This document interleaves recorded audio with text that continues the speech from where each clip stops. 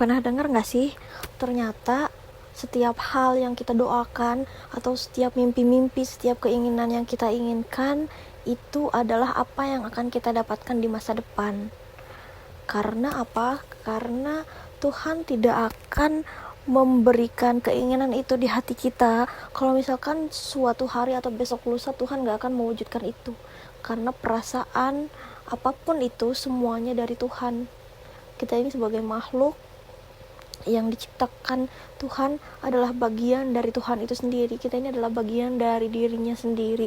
Maka dari itu ketika kita punya keinginan, kita yakin sama keinginan itu, besok, lusa, atau di masa depan itu pasti tercapai. Ini cuman masalah waktu aja gak sih? Soalnya apa? Aku pernah mengalami hal itu waktu dulu tuh, sekitar aku waktu masih kecil ya kayaknya. Aku masih kecil, aku pengen banget bisa main alat musik, aku pengen banget main biola. Tapi itu adalah keinginan aku di masa kecil, di saat umur aku sekitar 7 tahun, yang mana saat itu memang aku belum bisa dapetin itu. Dan kebetulan kedua orang tua aku tuh memang gak support untuk aku main musik. Sampai aku lupa beberapa tahun, belasan tahun setelahnya, barulah aku bisa main biola itu di saat aku sudah mulai berkuliah. Bayangin, padahal itu adalah impian aku waktu umur 7 tahun, tapi baru bisa tercapai di umur 23 tahun. Itu kayak membuat aku merinding dan tersadar kalau ternyata semua yang kita mau, semua yang kita impikan itu pasti terwujud.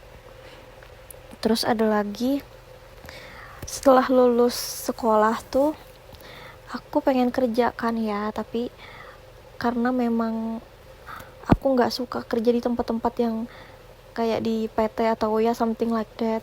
Jadi aku pengen banget waktu itu kerja di hotel, tapi itu posisinya setelah lulus sekolah gitu. Nah, 2 tahun setelahnya pas aku masuk kuliah, aku baru bisa kerja di hotel bintang 5, dan itu tuh kayak dimudahkan aja gitu loh jalannya.